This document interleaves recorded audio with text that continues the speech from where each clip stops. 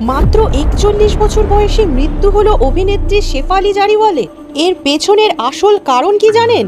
অনেকেই বলছেন corona vaccine নেওয়ার পর থেকে তরুণ এবং মধ্যবয়সী ব্যক্তিদের মধ্যে এই ধরনের হৃদরোগের সংখ্যা অনেক এবং ক্রমশ বাড়ছে। মধ্যবয়সী ব্যক্তিদের মধ্যে হঠাৎ হৃদরোগ কেন বাড়ছে তা নিয়ে তারা বিভ্রান্ত।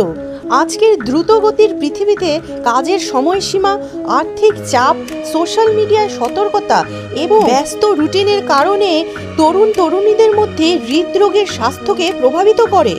ডাক্তারের মতে কার্ডিয়াক অ্যারেস্ট হলে মানুষ হঠাৎ অজ্ঞান হয়ে পড়ে এবং হৃদস্পন্দন অস্বাভাবিকভাবে বেড়ে যায়।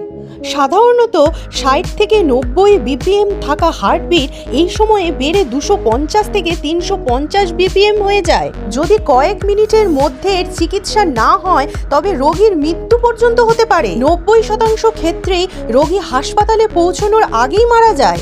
অনিয়মিত ঘুম, খাবার না খাওয়া, স্ক্রিনের সামনে অতিরিক্ত সময় ব্যয় করা এবং মানসিক চাপ হৃদরোগ বাড়িয়ে তোলে অনেকাংশে।